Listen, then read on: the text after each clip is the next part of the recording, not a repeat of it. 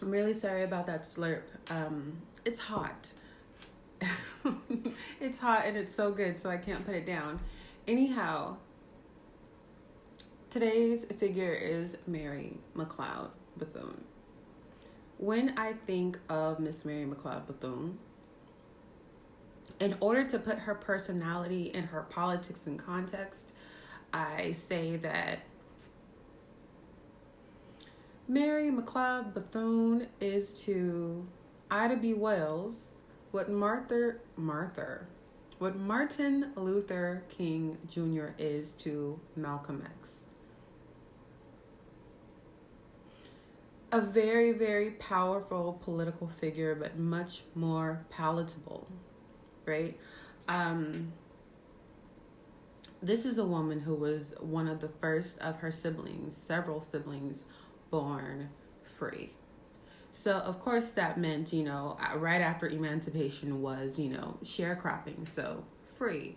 But her mother did work her former master's land for long enough to purchase that. She taught herself to read. So, a little story of mine. When I was 5 years old, I had one of those books, see Spot runs fast, see Jane run, she runs fast, right? And I'm at home like zooming through the pages, I was the best reader in my class. My dad overhears me reading. And at first he goes, "Is that you reading?" And I'm like, "Yeah." He looks at the book, scrolls through the pages, and then he tosses the book across the room. And he's like, "You've got the book memorized. You're not reading." And of course, I'm an adult, whatever. But it hurt so badly as a child. And Mary McLeod Bethune, her story starts with the same thing. She's this 4-year-old.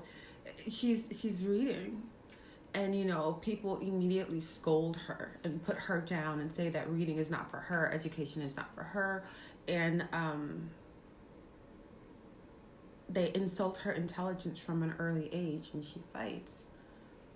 That thing imprinted onto her so well that she became, y'all have heard of Bethune-Cookman College, right? My. Okay, so remember, this is a woman who she's doing the politics. She's very much, I've got to be honest, this is the early 1900s. If I had to choose between her and MLK, I would have to say her work and her influence. I mean, it literally precedes him, right? So without making an insulting comparison, I will just say that her work literally precedes his. So of course she goes on to educate herself and does these things that are, it's the early 1900s. African Americans are just recently free. And during the period of Reconstruction, there were opportunities for education for African Americans, and she took every last one of them. So just this very beautiful monoracial African American woman who obviously did not have that. What I'm getting to is her power of persuasion, right? Because I spoke about my girl, Mary Church Terrell, and she was white passing, all these different things, but you could look at Miss Mary McLeod Bethune, and you could see very much field hand. She could pick 250 pounds of cotton a day by the time she was 9 years old. Very much field hand, obviously. So when she was able to collect all of this money and all of this inspiration to the point where Eleanor and Franklin Delano Roosevelt are in love with this woman, it was her character and her power of persuasion. You sit down and have a conversation with Mary McLeod Bethune. This was like if you've seen American Gods and there's Anansi and he's like, "Let me tell you a little story."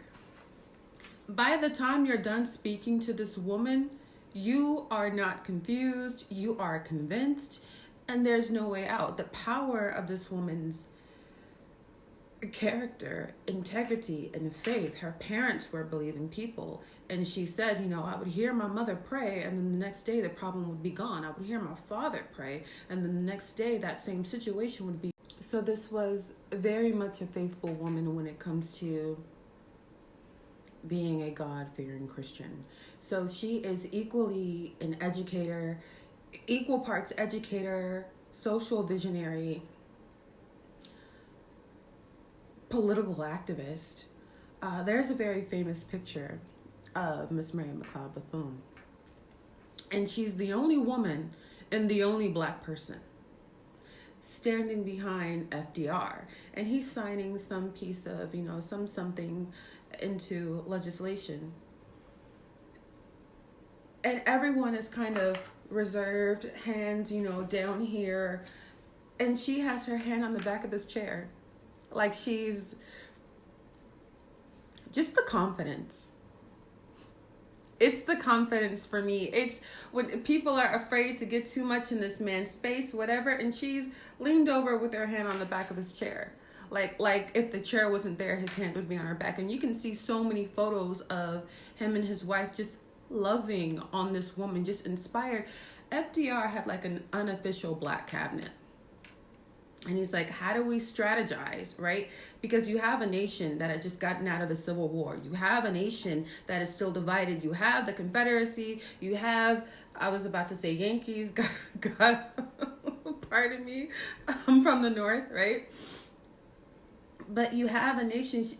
It's like, what do we do to bring these factions together? And instrumental in that process is what I would call the OG Proud Mary. So many times this was a woman in a room full of people where she's the only woman and she's the only Black person. And when she speaks, everyone gets quiet enough to listen. I told you when she was a small child, she was discouraged from education. Got her education, became an educator, started a girls' school with like 5 little girls. That school was a kindergarten, became an elementary school. Soon it merged with Cookman College. So she had an all-girls school. Cookman High School was a high school, all boys. And then finally, this Bethune-Cookman institution became a college where people could get their 4-year degrees. And she is the blueprint for so many of the standards of HBCUs, of historically Black colleges and universities all over the nation. She's what she laid down, everyone else was picking up. So this is a pioneer, this is a trailblazer.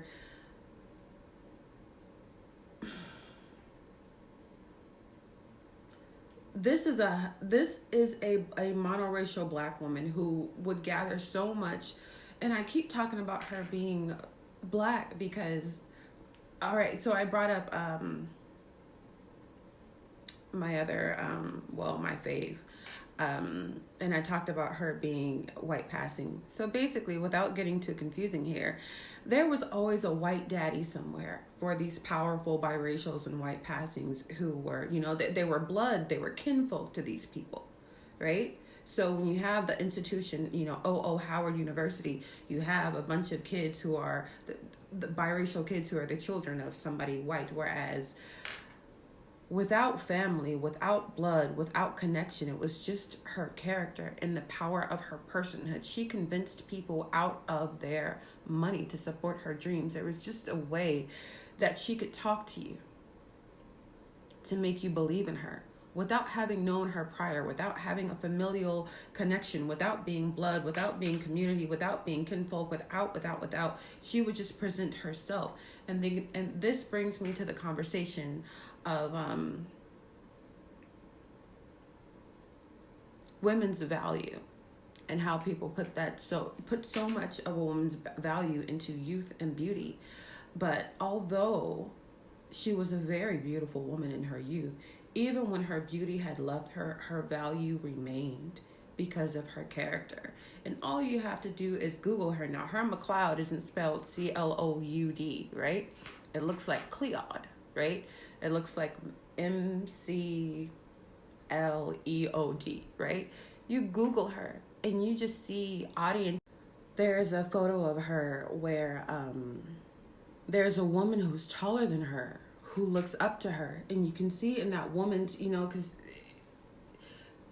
I would say that Mrs. Mary McLeod Bethune, it was a kind of stout woman. And there's this tall woman who looks up to her, and her body language is almost bent, right? Because her reverence for her character was such that she didn't want to be over her in anything. So you can see there's almost this crouching when you get around this woman because she's the more elevated figure.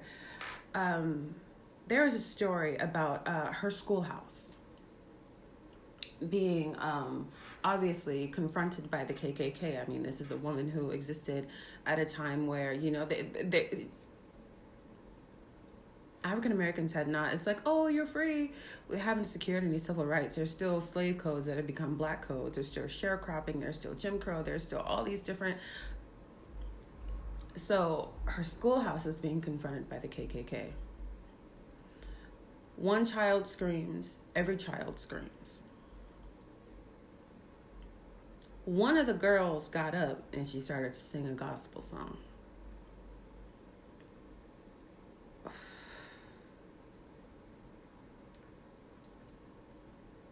The other children joined in. And Miss Proud Mary McLeod Bethune walks onto the porch. She turns the light on the KKK. And of course, these are people who wore sheets over their faces because they didn't want to be seen. And part of the reason they didn't want to be seen is because these were people who were part of polite society. It wasn't just, some hillbilly tooth missing with the receding gums, smoking, backwoods, I'm in love with my cousin and our kids are inbred. It wasn't just that. These are lawyers, judges, policemen, people who are part of polite society. So she turns on the light. And when she shines the light on them, they feel embarrassed, right? Because they would attack these homes in darkness, and the only lights would be their torches and their fire, whatever. Sometimes African Americans would try to, if I get quiet enough and if I pretend to be quiet enough, maybe they'll think that I'm not home and they won't firebomb my house and kill me and all my kids, right? She switches that light on to them, and one by one, they just ride away. They just ride away. And of course, she talked about it. And then it became very clear, this is a woman with the blessing of the president. You are not going to get away with her impact when it comes to, it reminds me of when during apartheid, the Archbishop Desmond Tutu, there was a march where he marched with the students. And many of those students were being blown away. But when he marched with those students, the people who were exterminating these black children, it was just at this point, because they're marching with Desmond Tutu, you will have to answer to the entire world if something happens to that man because he's an archbishop of the Catholic Church. So,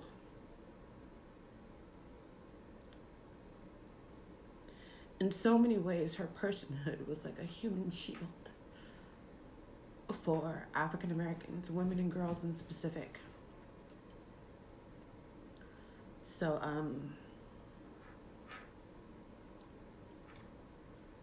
yeah, let me just stop the camera. This is Mary McLeod Bethune, and I definitely applied to that school. I wanted to go to an HBCU, so much I ended up going to a PWI, and I was destined to go to that school, so there's no complaint, but definitely